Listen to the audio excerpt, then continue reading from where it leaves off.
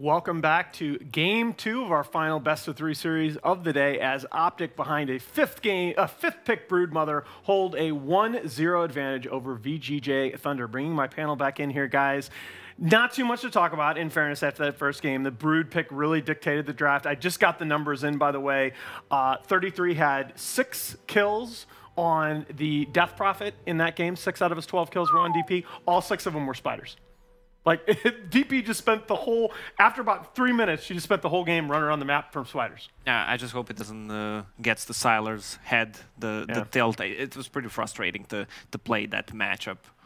I mean, if it was any other hero that they last pick instead of a Broodmother, I think the game would have been more interesting. The VGJ actually had a decent lineup.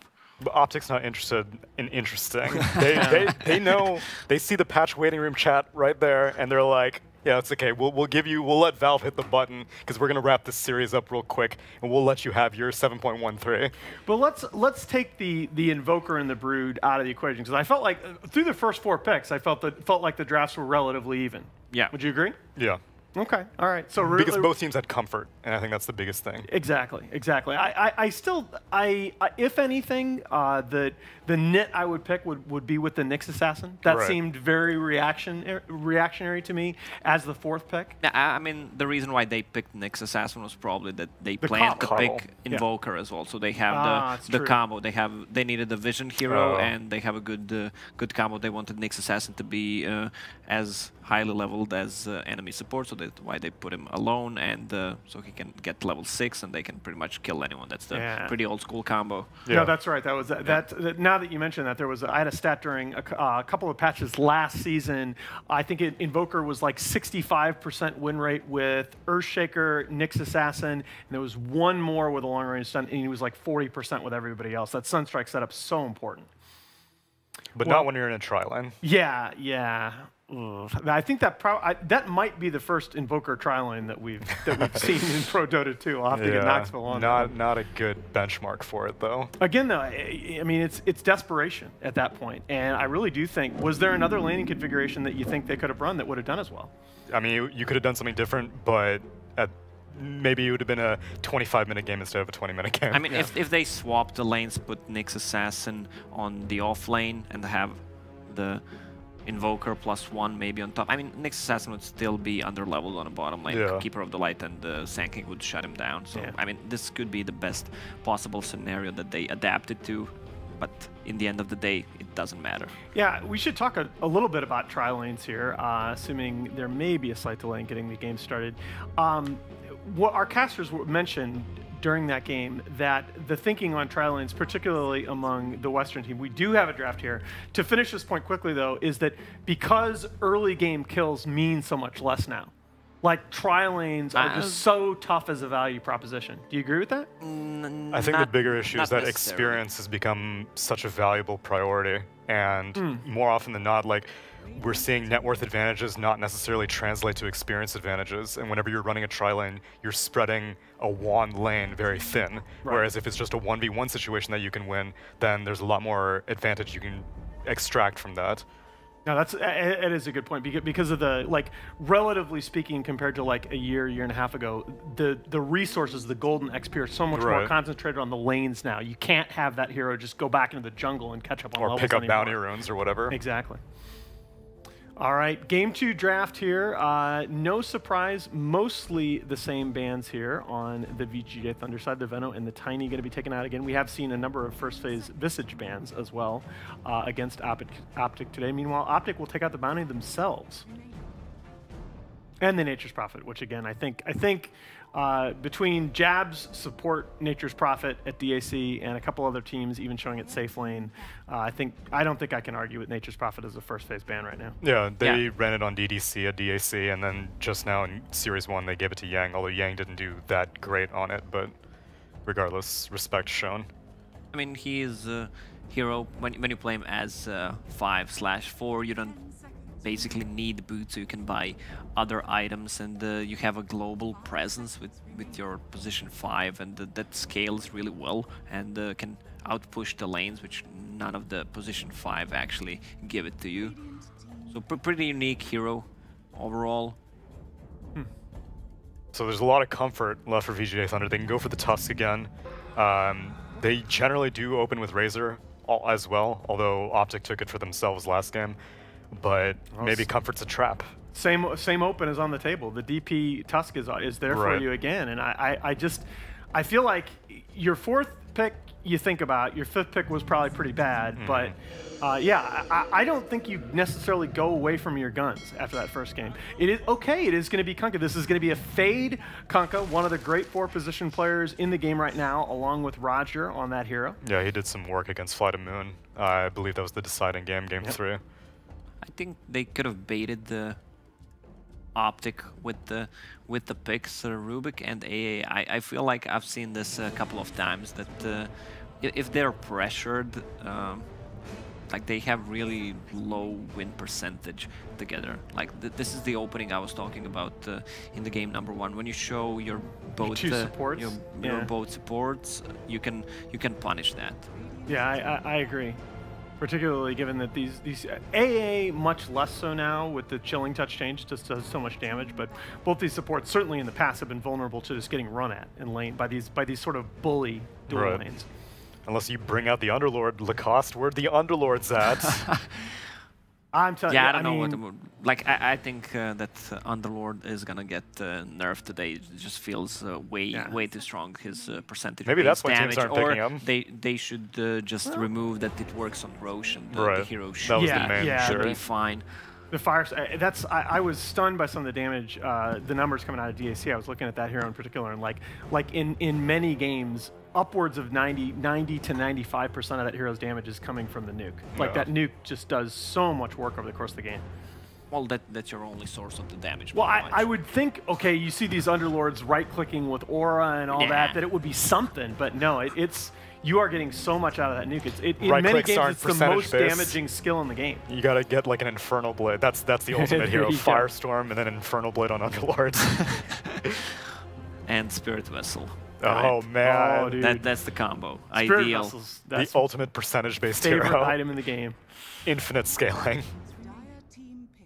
So again with the Oracle ban, yeah. I guess they just don't like it against AA, which is reasonable because you can kind of stall out the health regen and then just the general spell immunity is valuable. Now, on paper, that we did see this combo, the Kunkka DP earlier today, and on paper, I quite like this because the damage mitigation from the rum still does apply, even if you're frostbitten. It's just that like if the hangover's kicking in and you're still in shadow range, then all of a sudden you're like, oh, we won the team fight, and then everyone starts exploding. Yeah, exactly. Yeah, they played today Kunkka and Disruptor, which is a lot of control, like Xing someone, then glimpsing him. If you have a team that is good at running at people, and then you have X-Mark and the glimpse, like this combo is so deadly. It was also popular like a year ago as well when Kunkka was one of the best position 4s you could get.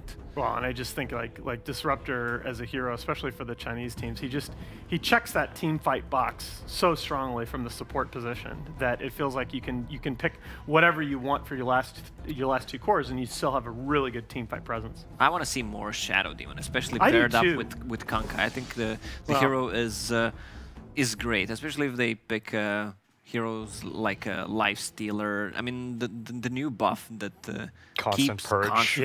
Yeah, that's just so good. Like SD was already a hero in my opinion that was playable in a lot of like anti-carry situations, and I feel like the Constant Purge really, if anything, amplifies that. Yeah. It could have worked here as well. Like good setup with Kunkka. You have a save for AA Blast as well, so you don't die.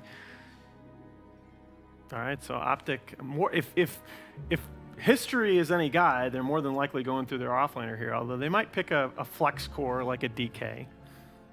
Razor's still in the pool as well. Razor is still out there, that's right. Almost the same hero. I mean, it feels like it, right? Yeah, except when you end up as DK against Razor in lane, then it doesn't feel like the same hero anymore. This is not the same hero at all. I want the other hero, I don't want this one. Yep. Yeah, but I think that's probably the play here, is that you don't give too much away. Is the Sand King still? Or you can let CCNC play Dota. It's not game 3 yet, but with such a resounding performance a smiling, laughing CCNC. Maybe you take that high and give him Melina or a puck. Wow. It could be a 33 puck, though. Yeah, that's, again, not the hero we were expecting, but the flex value is certainly there. And that's sort of how EG brought this hero to the forefront of the meta almost exactly 1 year ago, is they started picking it early as a bait, and if it would get heavily countered by the other side, oh, you're off lane. Have fun, universe. I guess the reason why they picked Puck is you have Kanka. Same goes when enemies have Tusk. Like Puck is picked most of the time against the Tusk because he can't use the combo on you, and Witch Doctor also doesn't provide any reliable stun. True. And it's also a good setup hero, provides silence. Like this hero is, we can count him as a global hero, can move through the threes, easy to juke with, and then you have AA ulti to follow up with.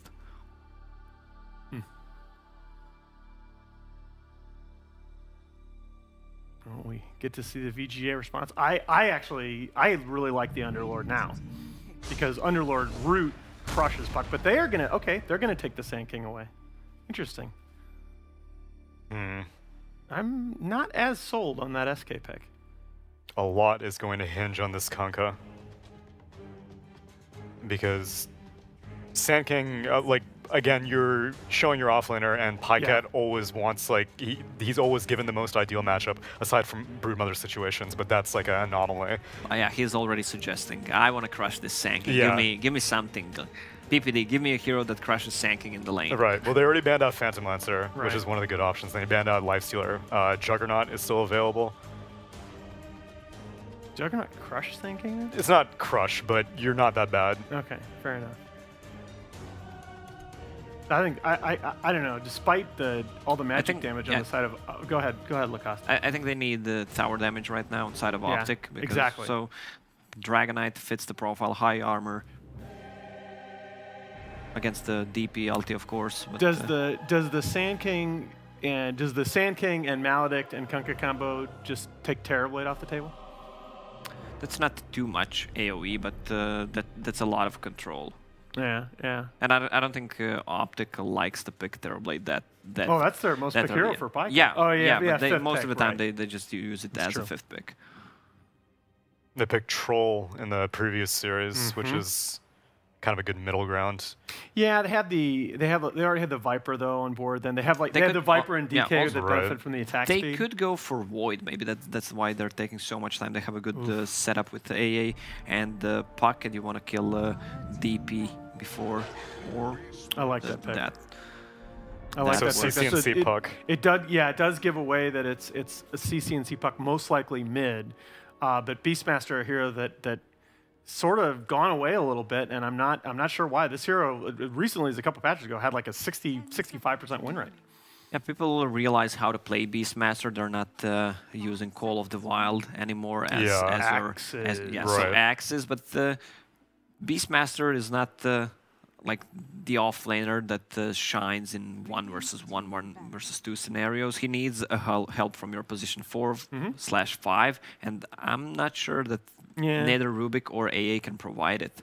Well, you kind of think it's got to be Rubik, but yeah, the Rubik is definitely vulnerable to just getting straight up killed in that lane. You want to have something that's really strong in the lane, like a Tusk, like a Keeper of the Light, that you can spam the axis. So if you go for something like a Beastmaster over like a Tide Hunter, I think there's going to be a Terrorblade. It makes me feel like you want something that's lower cooldown. Their other go-to hero with the Aura, Beastmaster, Luna. Yeah, that's Aura the tower strats. damage as well.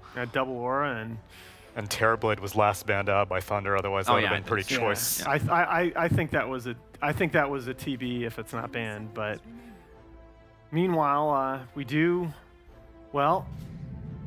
get a gyro here. Now TA. Okay, I almost brought this up earlier because TA. This is going way back. But 2 years ago, for a very long time, Puck TA was like 70-30 for TA over like a 1 year period.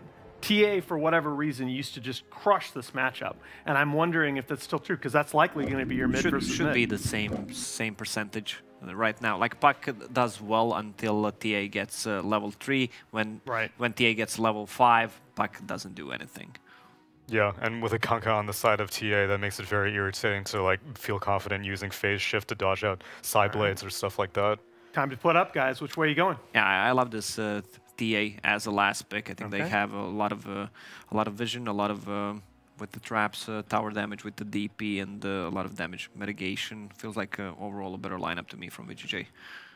I think 33 is going to get a Necrobook, shred through Refraction, and I think, again, TA was a little bit too reactionary. I like it. Like you said, it's a great matchup against Puck, much as how, in theory, Nyx Assassin's a great matchup against Coddle, but it takes more than one good pick against one good pick, so I'm going back OpTic. I like it, boys. Much closer draft here in Game 2. No surprise. We're on the fence here on the panel. I'm going to make it the narrowest of 2-to-1s in favor of VGJ.Thunder, hoping for a Game 3. But with that, let's send it out to the people who are going to bring you the action. Here are Odie, Pixel, and Gods.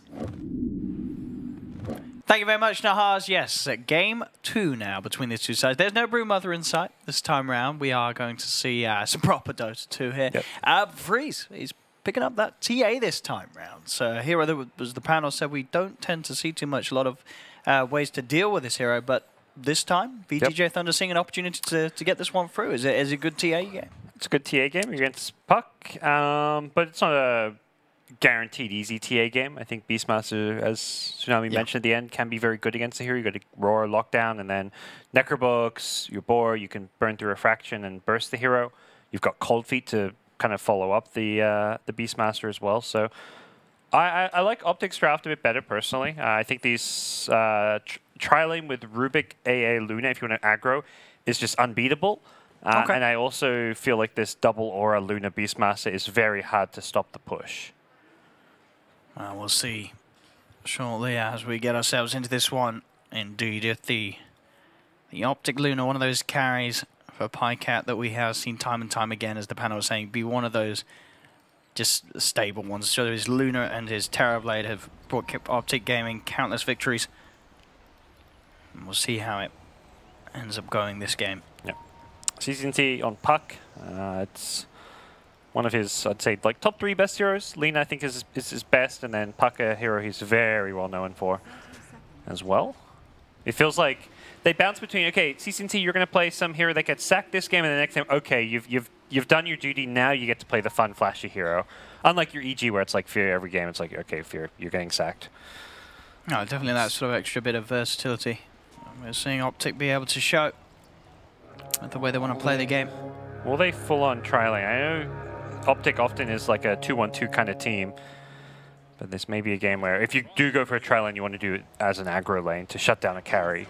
You don't want to do like a defensive tri-lane if you're... No. At least that's PPD's kind of philosophy as how to lane things. It does seem like he's lurking around this top/middle lane more than bottom. And perhaps unbeknownst to VGJ.Thunder is it will be an aggro tri-lane coming their way, because they're going for this off-lane pull down bottom, but that's not really something that is necessary when this is a 2v1 lane. And we'll see indeed how well CCNC deals with this matchup. Yep, first couple levels should be fine, but as Lacoste said, level 3 things get hard, level 5 things get damn near impossible. Top lane. Already a bit of pressure here onto Sylar. Pycat going in there. They bring Sylar down incredibly low. Yeah. The firepower with 3 ranged heroes having Chilling Touch plus Luna Blessing. Everybody is right-clicking, and then you've got the setup with the Telekinesis. This is a brutal lane for VGJ. Next Telekinesis we'll see probably round 2 of the Onslaught coming out. I also need the Chilling Touch, which has a 50-second cooldown, so that's really the cooldown they have to play around more. Mid lane, both cores getting very, very low here between CCNC and Freeze. CCNC will salve himself up. Doing what he can to also harass Freeze back out of lane. So far, so good for CCNC, but things will get harder. So you do want to have that good first wave or 2 because of how hard this lane can get.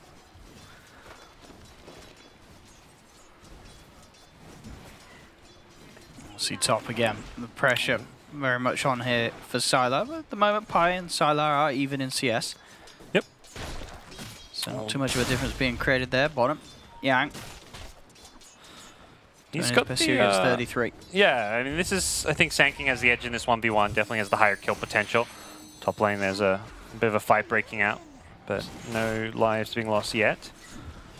It's putting and poking at one another, Styler. Again, taking a lot of right click from these three heroes of OpTic. Importantly, OpTic were still level 1. They didn't only now just got Lucent Beam, Fade Bolt, as well as Cold Feet. Yeah, there we go. Now they've got the level 2. So suddenly they get like 3 extra spells they didn't have. They were crushing this lane in terms of harass without those spells.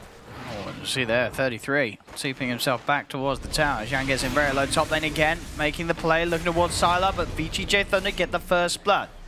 They'll take down Zai. OpTic are looking for more, trying for DDC. Will they have him here? No. Stick charges, keep the Witch Doctor alive. Yeah. So 1-for-1. Thunder getting first blood, but Thunder also losing their safe laner, and OpTic able to keep PyCat alive. That rare scenario where you actually get Voodoo Restoration. Mid lane, CCNC. What a player. Outdoing himself there as he jumps in and solo kills Freeze's TA. Yep, he's even on CS, and Ao has a solo kill and a half-level advantage. That is big for the mid player for OpTic Gaming. Very nice, straight up outplay there from CCNC on his puck. Yeah, I think OpTic will be very happy seeing that pop up, since bottom lane is a lane matchup advantage for VGJ.Thunder. Top lane's going well for them, so if they can win 2 of these 3 lanes, they're going in again on top, but not going to get a follow-up for the telekinesis. This was going to go very well for them. We saw a similar situation when game 1, 2 lanes. That OpTic were able to secure the advantage in. Yeah, Beastmaster can't really get close to the Sanking anymore. He's instead going for the bounty runes and also just using the wild axes to farm. So he's getting CS down there. Yeah, he's playing more like a ranged hero with the wild axes and the bounty runes to kind of give him extra gold. So even though he's losing on CS, the bounty runes make this actually a lot more even between the 2 heroes down bottom.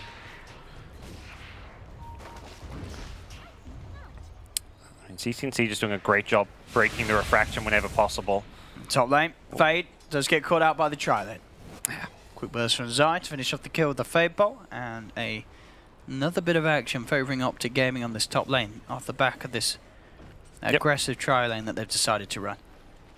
This tri-lane's kill potential is just a bit too much for VGJ. Anyone getting caught by telekinesis is made short work of. We'll see things now stabilize, and the TA should be having the edge for this mid lane. I say that, but CCNC does have a Ring of Aquila as on the queued up, the Ring of Basilisk for now. This is a just nice early game CSing item. He's got the level 6 now as well, so we'll see if he sees any sort of opportunity to make a play on Freeze. Yep. Constantly trying to get those refraction charges off him. And look for that opportunity to get in with a quick burst and silence. As you say, it's going to get harder and harder as the levels get up for Freeze. Yep. Goes for the bottle instead on the puck, I guess. Not wanting to have to keep buying regen. He's bought quite a few salves in this mid lane, so able to take advantage of the fact that TA does not have bottle, and neither team is going for the runes. Because this top lane is such a... It's static in the sense, like, both teams are stuck with their supports here. You leave, if your support leaves and it becomes a 3v2 lane, the lineup with 2 heroes is instantly going to die there. So you're forced to keep supports up here if you want to stay alive, which means runes are free for the taking. And CCNC are going to take advantage of that.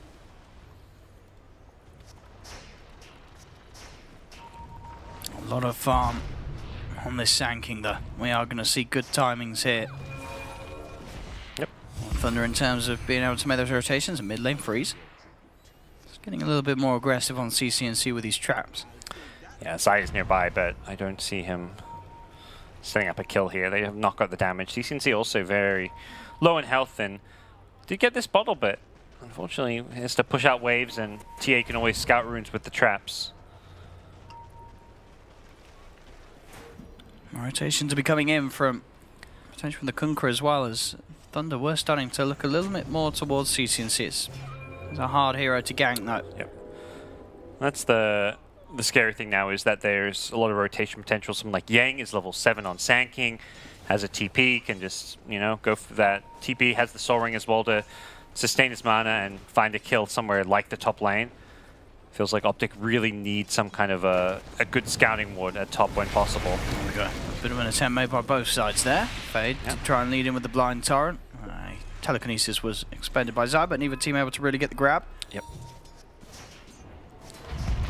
Oh, bottom lane. They may go for the kill on Yang. He's got no points in Sandstorm if he gets roared, but Pycat has decided he can't farm up top. He TP's bottom, not going for a kill, just going for a change of scenery where he can get a bit more farm and a bit more out of the lane. He also just doesn't have experience up top. He's only level 4. We'll push 33 either to the top lane or perhaps just back to the jungle.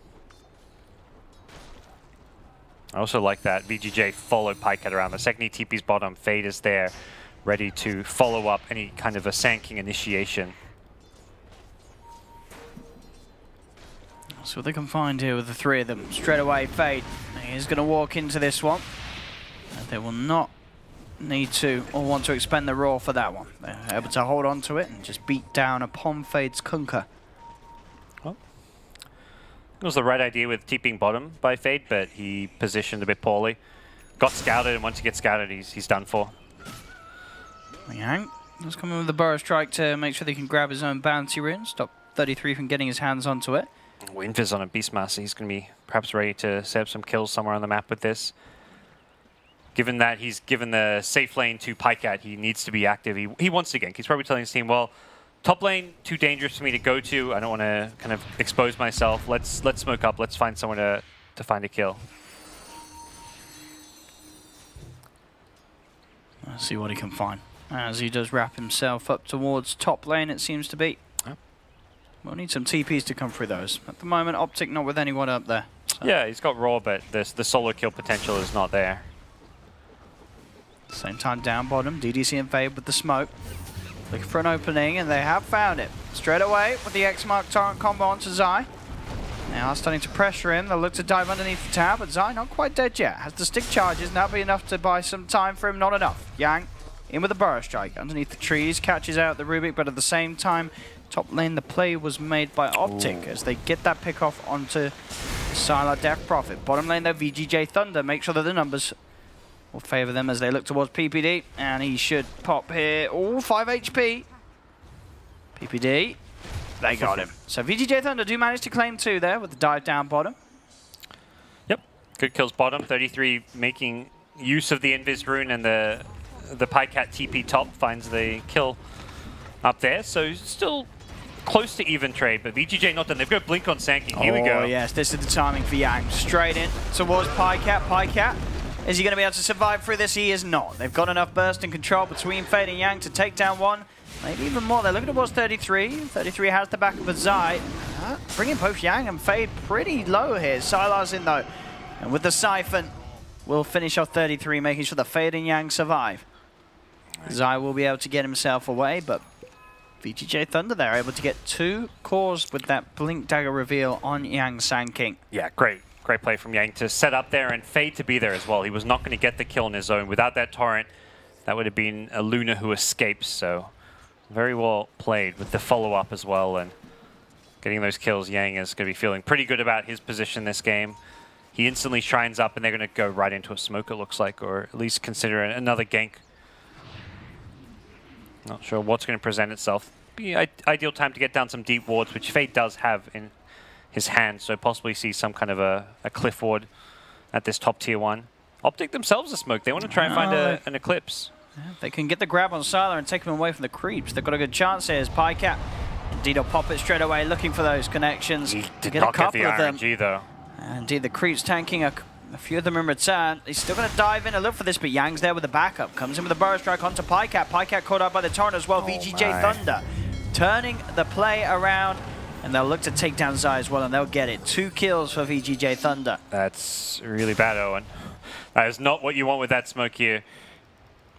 Perhaps could have tried to position further to the right and wait for the lift away, but I think even with that, the Eclipse, you're always going to rely on the RNG. It's also level 3 Lucent Beam, so you don't really have that full damage Lucent Beam coming out in the Eclipse, so bit of an optimistic gank from OpTic, and they really get punished for it. So we'll see Sylar now pop an X-System top. They're starting to pressure towers as well. They're like, look, they just used Eclipse, so we're in a good spot to actually maybe take a tier 1 tower with this siege creep.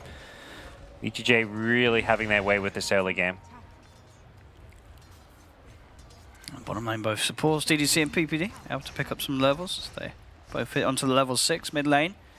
Yep. CCNC and 33 trying to get at least some return pressure on. Yep. They want to kind of even up the tower trade. VGJ did a good job keeping the siege creep alive at top for a long time, so getting looks to be enough damage to take the tier 1 tower. CCNC playing around with Yang, but just got to be a bit careful. He even threw the boat. He thought he had the torrent. Yang keeps going for this in. They've got the cask, and these bounces are going to be the dream for VGJ.Thunder, catching both 33 and CCNC underneath the tower. There is going to be a buyback coming into the players. CCNC gets him with the Dream Collar, has been able to take down one side, has got the debuff on him from the Ice Blast. It's going to be enough for OpTic to find 2. Double kill for Zai. CCNC is being chased down though. Yang jumps in with a Burrow Strike. Will he get out of here? He won't. Zai with the triple kill. The Stolen Death Ward securing him a 3rd, but overall VGJ.Thunder able to overrun OG as they punish CCNC for buying back. They pick up the kill onto Zai as well. Yikes, yeah, I mean that fight mid does buy some space up top for Pycat to farm, but a dieback at this stage on your puck is going to really cripple his blink time. He did get some decent experience from coming back in and getting some kills. He's about to hit level 12, but end of the day, TA doesn't die anywhere in that fight, so Freeze continues to have a fantastic game. And this is not what OpTic were hoping for. Oh, not at all. OpTic being outmaneuvered here in a few situations by VGJ.Thunder. And VGJ.Thunder, yeah, with their 3 cores now, sitting at the top of the net worth board. Yeah, this TA has a Blink Dagger now and a Deso queued up, so things will quickly get out of hand. This Blink, often you see the Deso first, but this will combo very well with the Sank. And you Blink stun, TA can instantly follow it up with a Blink Melt Strike and can blow up heroes very, very quickly. So, see what the plan is for OpTic, who are going on the aggressive with a smoked Beastmaster AA, ready to try and find some kind of a target to roar and bring down. DDC is not the dream target, though. He is in the trees. It looks like a tower that they're not even going to try to defend. I think this is a very easy to read movement. Radiant scan behind the tower will show no one's there, and I think OpTic are probably like, well, we smoked up here, we'll take a tier 1, but this is not really a big prize. And they are going to be giving up a tier 1 down bottom themselves. But I mean, tier 1 for tier 1, not too bad considering the state of this game right now for OpTic. CCNC hovering around the mid lane, but doesn't really have the partner to jump in at the moment off the back of this Invis rune. He needs to be careful because VGJ have actually left Death Prophet alone bottom to take the tower, which OpTic may expect VGJ to be bottom behind the Death Prophet, so they could get caught by surprise in this mid lane. Let's see if they can go for this there. Closing the gap onto Freeze. DDC's in there as well. I'll look for the quick and easy one. Straight onto the Witch Doctor, jump in response, in fact, but there's the counterplay from OpTic. They have the roar down onto the TA. Freeze will fall. So 2 dead at the moment on Thunder. Zai's actually going to buy back for this fight. He's 33, getting focused. He's able to keep himself alive for a little bit with the stick charges. Will still fall though. Jump forward onto Sylar. As Thunder will lose 3. OpTic just losing the 2 there. I mean, that's a great way of dealing with the TA. You get the roar, you break through the refraction, you have the AA Cold Feet Ice Blast to follow it up, and OpTic take a really nice fight there. And the buyback is not the biggest deal as it was just support, so I think they're going to be feeling pretty good about themselves. TA needs to let the Sanking go in first there. You can't really be positioning around that many enemy heroes at this stage when you don't have something like a BKB.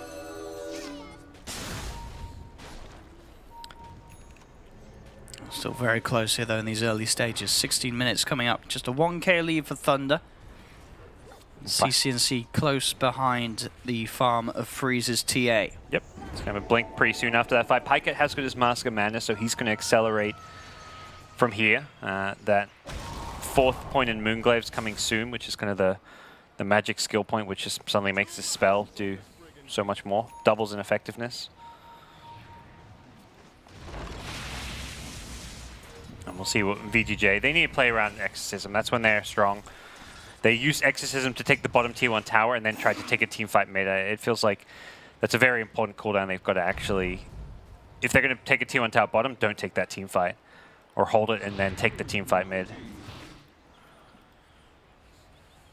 Something that usually VGJ are very good about. We saw it in their earlier best of 3 when they utilized the Death Prophet very well in game number 2.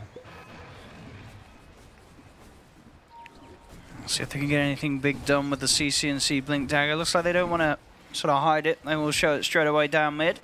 Yep. Just valuing being able to push out these lanes. Yang, he knows where Pycat is. Pycat is half health and... Whoa! He's in a lot of trouble. Straight in with the Burrow Torrent combo. Yang and Fade looking for the pick off, and they've got it. Yep. Oh, bottom lane possible trade. So they can he blink out? Right, we've got that Ice Blast down onto him, but indeed with that last refraction, he's able to get himself away. Freeze with the quick blink out. And indeed OpTic unable to find that core kill trade for losing Pycat around their own Ancients. It's the right idea. I mean, you're not in position to do anything about the Luna dying. Trying to go for that TA kill is the perfect plan, but unfortunately they just didn't have enough ways to break through refraction ticks. 33. He's got Yang here. He's got the roar. Okay. He's got the punches. He'll get that kill. He'll start to walk it off. There is a Death Ward and a Maledict down upon him, but look for the deny. He's going to get it as well. 33. Really nicely done. Getting the deny there, and that was a very odd exorcism from Sylar. He just popped it mid on a tier 1 tower. Often using that, like the pre-10-minute exorcism to do some damage to a tier 1 and get it down to half is fine, but you're 18 minutes in. This is where you really want to be using it for a guaranteed objective and around your team. He used it solo to do a small smidgen of damage to a tier 1. Really not sure what that's about. It feels like Sylar is kind of throwing off his game, partly maybe because of the Brood from last game. Who knows, because that was a bit of an odd play. But he's still in pretty good shape in terms of farm. It's just going to limit what his team can do when you put a spell like Exorcism on cooldown. CCNC shoving him mid there with the backup of Zai watching from the high ground. To see Thunder maybe see if they could try and get in and on top of CCNC, but he's getting away with a lot this game, Quinn. That's 2-2-4, second highest net worth. Certainly continue to have that solid puck performance that we'd expect from him on this hero. Yep. Top lane Zai. Maybe seeing if we get a looking onto Yang, but Yang keeps his distance. CCNC still continuing to dance around the mid lane. There are 3 heroes here. He's looking towards DDC, but instantly does jaunt himself away from the action. Yeah, if you can get like an Ice Blast to land, he may be able to get that kind of kill on his own, but in other circumstances, not going to be the case. Good deep ward from the dire side behind the tier 1 mid, so they have a pretty good idea of what's going on and where people are positioned, but problem is, Puck will just clear these waves. You can't do anything to really punish it. Unless you catch him with an instant blink Burrow Strike. Indeed, coming in with a stolen Burrow Strike. A nice blast to help him out in an Eclipse. This is kind of that slow-paced farming game where using an Eclipse for a solo kill is entirely justified, and that's what Pycat does up there, as we've seen him try to early in the game. This time they're a bit more successful. So what sort of impact Freeze can have now that he's hit that timing with the Blink Dagger and Desolator complete on TA? Yeah, it's a game where you could just continue to farm if you're feeling confident. And he's got a haste rune. Did not see any kind of a coil. I think he knows if he coils, they may just see Freeze run away, break it, and then continue to run. Roshan going to be key for both teams. Both teams with great Rosh taking lineups, particularly Thunder with the Exorcism plus TA. But even OpTic, you've got double auras, Beastmaster Luna, some pretty good Rosh potential there. And VGJ.Thunder, they're going to go for the smoke. DDC, Freeze, Yang, and Fade ready to try and make a play, make an impact with this Blink Deso TA. Yep, Exorcism back up. That's the big thing. Every time this is up, they should be looking to group, take a fight, take an objective. Zai is on the high ground, but the instant blink away. This smoke has been dispelled. Zai is out of there, and so's 33. OpTic will avoid the gank.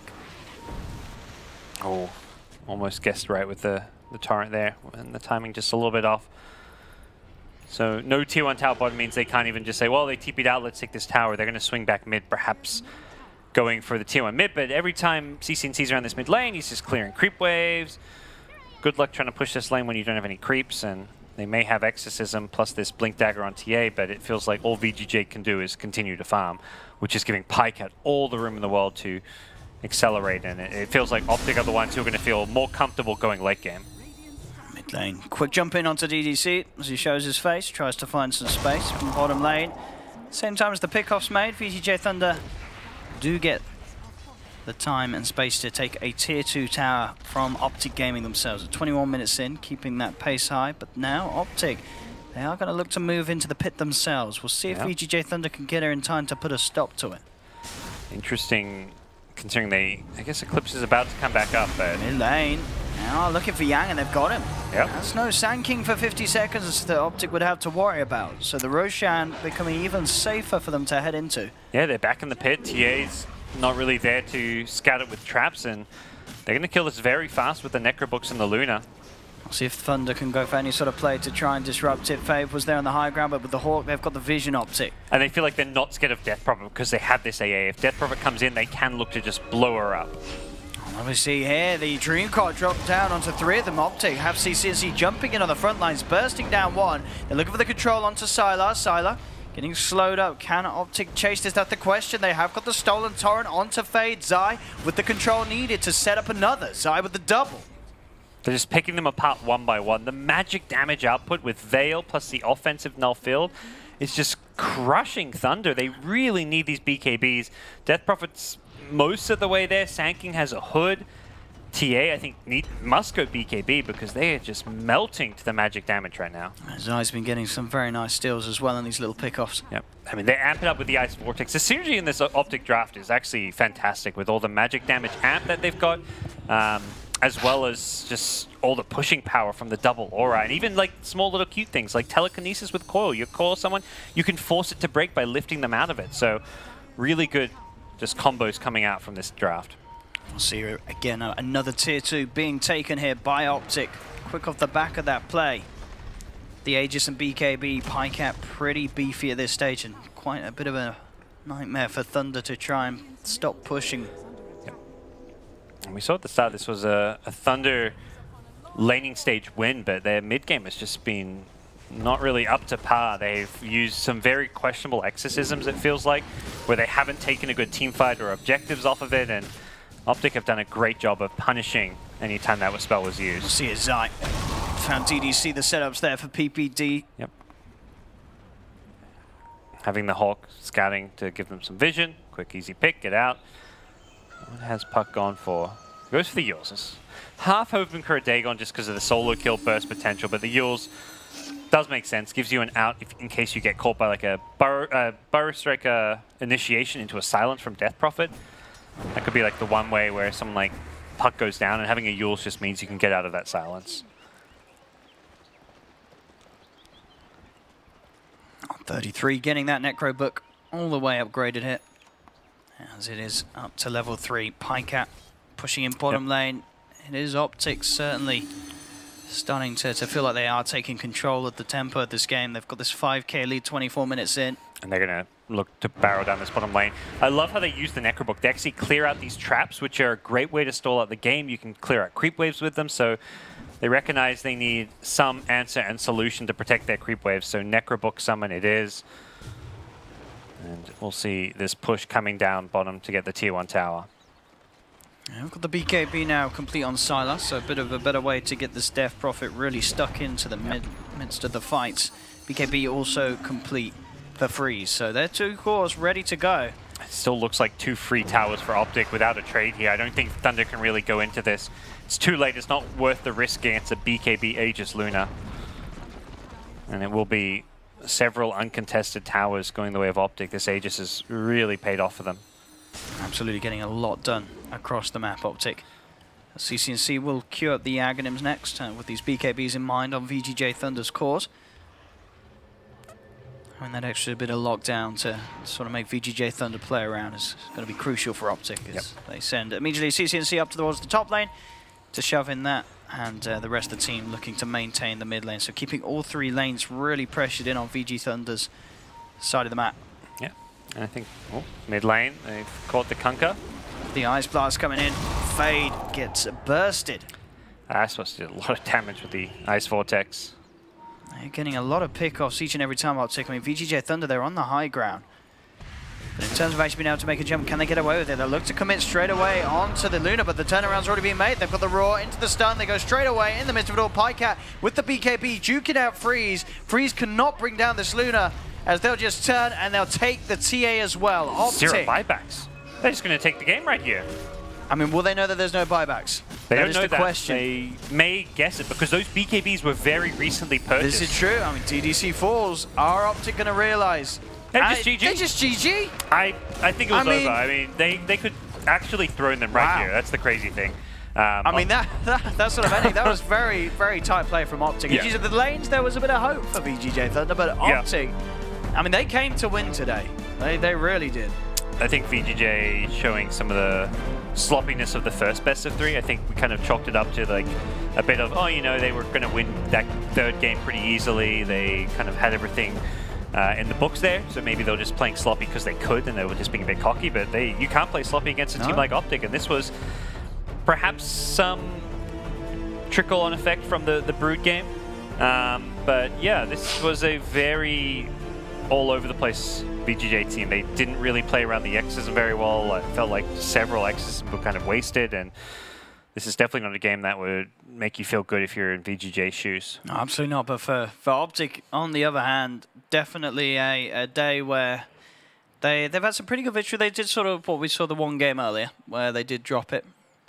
Yep. Right, there was a 2-1 and then a 2-0. Yeah, but there's definitely this series to end the day. It was quite clear in both of these games. OpTic, so game 1, as we said, we'll sort of put it down to the draft, but the game 2 performance, they had a very good control and sort of idea on how to win this game, and in a way that VGJ.Thunder just didn't have any sort of answer to.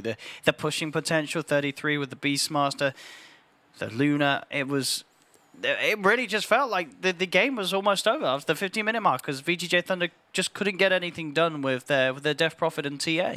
Yeah, and it's a good sign for OpTic when you have different players stepping up in different games. We saw 33 on the Brood. We see this game more of a team effort. We saw CCNC play Lena early. We've seen Pycat play his kind of 1v5 carry role. So it's not just like one or two OpTic players doing it game after game. It's not even one OpTic playstyle. It differs from game to game. So I think they're a very difficult team to play against because of the flexibility.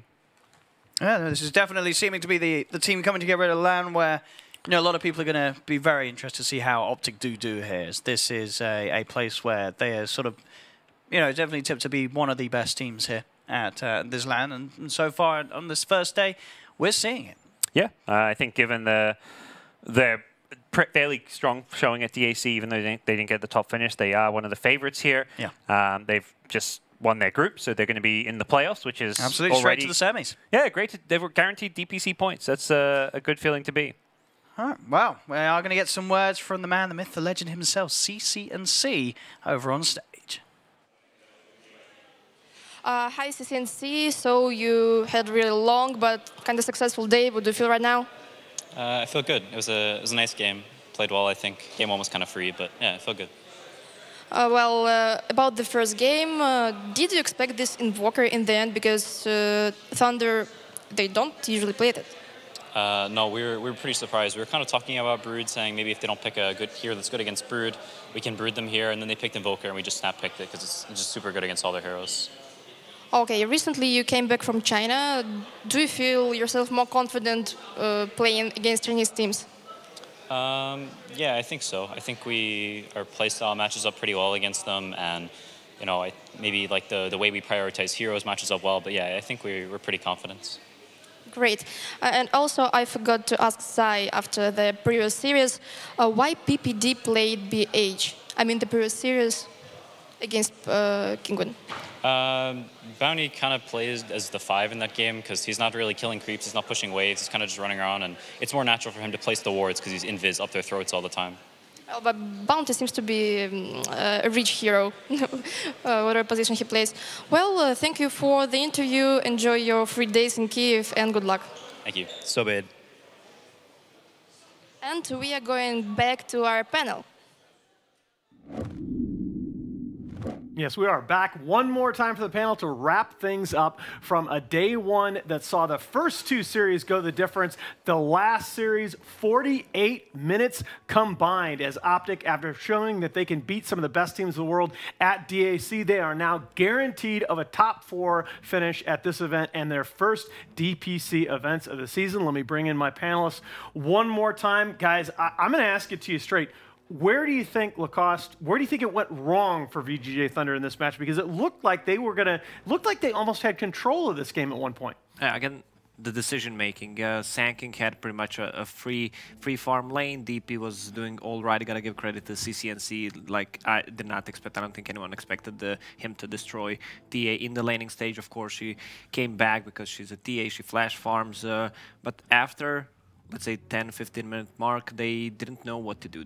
There were a couple of exorcisms that were used for pretty much nothing. They should use those smokes, but they used smokes pretty early on this game, if I'm not mistaken, and should use that farm on a Sand King. They should be the ones seeking the fights. Yeah, it felt like to me that initially, both teams had their offlaners leave the lane, give it to the safe laner, and start roaming around. And initially, it looked like VGJ.Thunder were going to get the better of that deal, where they had a great pick-off for the Yang Sand King, early Blink Dagger, or the Pycat Luna top. But it struck me over time that VGJ wasn't converting any objectives off of these one fights.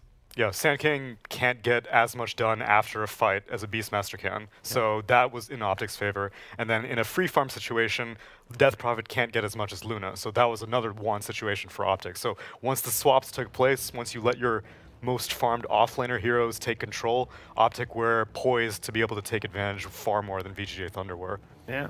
Yeah, we're gonna come back to the free game for Puck, actually. Both supports picked up early on for VGJ.Thunder, and Puck is going to have a pretty easy game, just skipping the wave. He was at the top 2 net worth after TA, sorry. And for the Roche, both teams had the great Roche lineups. Once they got a pick-off, they just went for it, and at that point, pretty much the game was over. And very aggressive play as well by OpTic with the 2 buybacks. The first on CCNC's Puck that really didn't work out for them, and then of course the next one on Zai that really did and got that Puck back to #2 on the net worth position behind the TA. I underestimated the amount of the magical damage they can deal with the Veil on Puck, Ice Vortex, also offensive Rubik Aura to just blow them up. With the Lucent Beam deals like a 500 damage plus. Yeah, I mean, I felt like we got it half right? During the draft, we talked about the synergy of the auras and the physical damage and the objective conversion possible. But yeah, it becomes doubly powerful when you have the magic damage just blow up the enemy heroes. I think the best decision that OpTic made was to constantly keep focus on this top lane for VGJ.Thunder, because no one was able to roam mid, no one was able to stack for the TA. And the same thing was true for the Luna, but like I said, Luna is able to recover in a free farm situation much quicker than a TA or a Death Prophet. And so, like, Zai's buyback, I think CCNC's buyback was a bit optimistic. I think he also did not obviously expect to die back, but there was just more sustain than he was expecting. But like Zai's early buyback, anything to make sure that VGJ.Thunder supports are like, hey, we got nothing to do, let's go start roaming on other heroes. There were some optimistic gank attempts, such as this one on Sylar, but again, it's all about keeping focus. Yang had to show up with his most farm. Fade shows up here, and all the time CCNC is quietly able to get stuff done, and 33 is getting farm. Yeah, I mean, the hero that you're not seeing, of course, in a lot of these as it goes on is Luna, because Luna was 5 levels behind the TA at one point and managed to come back into this game. And Luna also free farms once she gets that Mask of Madness. Right. It's, they also didn't have any stacks for her, but she flash farms. Also, they had a good synergy with Rubik breaking the coil with the left. Yeah, it felt like kind of a mini version of the Puck Venge strat Mineski had been running earlier in the season. Yeah, initially I was kind of skeptical that no one was stacking the Ancients for the Luna, because I was like, you're putting such a heavy investment in this tri-line, but you're not really putting anything in her retirement plan. Like, once this laning phase ends, how is she going to get farmed? But the idea to give 33 to donate that lane to Pycat was brilliant. Well, Zai said it earlier in his interview. He was talking about specifically about defensive tri-lanes, but I think it applies universally. That, you know, tri-lanes are something that's very, very situational in the meta right now, and it even felt very risky in this game. Yeah. But it definitely worked out. I like what OpTic did during the AC. The way that AA is built right now is most of the players decide to go for Chilling Touch maxed. And if you combine that with, let's say, a Luna, then you have more damage in trial versus 3 scenarios. Luna is so strong, and they combine it with the Dark Willow as well. Like Dark Willow, Luna, and AA. That's disgusting. Just, I mean, Dark Willow deals like 200+ damage on level 1. Yeah, I mean, you just sit back with that Shadow Realm attack, and it's like Chilling Touch plus the bonus Shadow Realm, and it's devastating. No, it means that they can dive you at any time, which is just doubly scary. Yeah, it's interesting too because I think a lot of these numbers are not necessarily going to, and just the duration of the game are not going to reflect that. You know, this was a very close game through about the first, I don't know, 22 minutes, and then all of a sudden just snowballed out of control really quickly. The kind of very tentative contest on the Roche fight that you saw in that last replay, I think emblematic of something that Lacoste was saying, that VGJ.Thunder in this series they didn't look confident in their decision making. No. And more, I think OpTic were throwing them off balance. Like, in the previous series, OpTic Kingwin, I think everyone was like, there's no way that this game should be this close. Right. But I think part of it came down to maybe PPD didn't bother putting in as much preparation effort against Kingwin, whereas against the Thunder game, like, the drafts looked clean, the strategy, the decision-making all looked clean from OpTic, and this is what people were expecting out of this minor, and this is why people would consider OpTic to be one of the favorites. Yeah, it feels like when OpTic is playing against a better team that they play way better. Right. Yeah. That's very true. I mean, playing to the level of the opponent, what they say in other sports. But yeah, I mean, look at Zai there on the Rubik, 8 kills. You think, oh, maybe a little kill securing going on, but no, he's right up there with the cores in total damage here. Yeah. And that's not even focusing on like the bonus that's probably coming in from offensive null field. Exactly. And I think this is, that's actually 2K tower damage is a lot for a Puck. When you think about Puck doing almost half the tower damage of the Luna. Yeah, he was chopping wood on the mid lane every single time TA was trying to stack Ancients or something like that. Yeah. CCNC was only rotating when absolutely necessary. I'm actually going to have to, I'm going to call a couple people up after this game because I still thought that Puck TA mid lane matchup was fairly TA favored, and it sure as hell didn't look that way. I mean, it's a classic 1 versus 1. Right. No one is rotating because it's 3 versus 3 top, bottom is 1 versus 1. I guess just mistakes were made. Yeah. The solo kill was really big. Dying to the orb rift combo behind the tower. Yeah, he had low HP, didn't have refraction up. It happens, but this is like more often than not, like people are always pointing a finger at CCNC to being like, he's clearly the weak link for OG, but it's because he's not often given the opportunity to play playmaking mids. He's always given razors and DKs and stuff like that, and yeah, that's not his style of mid, and yeah, he suffers whenever he's railroaded into that. But whenever you give him Linas, whenever you give him Pucks, whenever you give him his signature heroes, he will show you that he is absolutely a strong mid laner. Yeah, and I think a lot of fans don't understand that you know, he's not like a fear that's going to get, or a Matoma that's going to get sacked most games. He's not like a Miracle that's going to be carrying every game. CCNC's asked to fulfill very different roles for OpTic depending on their draft, and you know, in a lot of these matches, it may not look good, but he is doing his job. Yeah, it's kind of like what everyone had against the original OG Ana, because everyone was like, oh, absolutely. Ana's always losing his lane, why don't they just get rid of Ana? But that's what's necessary for the team. That's what you're building your draft strategy around. No, I'm glad you brought that up, because it felt to me back then like they had to win the Kiev Major before people understood, oh, that's what they're doing. So you can lose mid and still win the game. Yeah. It actually works like that. I mean, you can't win all 3 lanes most of the time. It doesn't happen. That's someone has to have a bad game. No, it's Kuro's big saying, and it's absolutely true. Let's take a look back at our brackets here, recapping the action.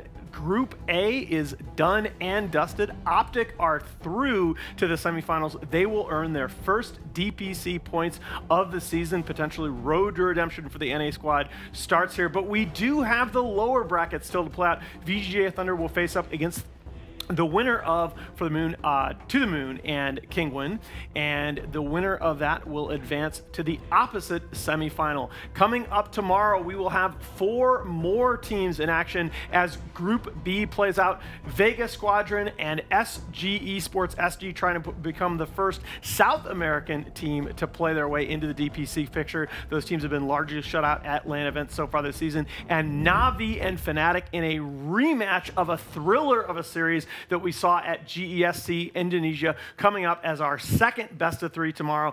Don't miss that one. And of course, once again, we will play the winner's bracket match. 2 of our 4 semifinalists will be decided by the end of the second day of the tournament. Guys, it has been a real pleasure here bringing you day 1. We've seen some great Dota already. Thanks, guys, Lacoste and Tsunami, for being with me here on the panel. For them, I am Nahaz, and we will see you back here tomorrow morning for day 2 of Starlighter ImbaTV Season 5. See you then.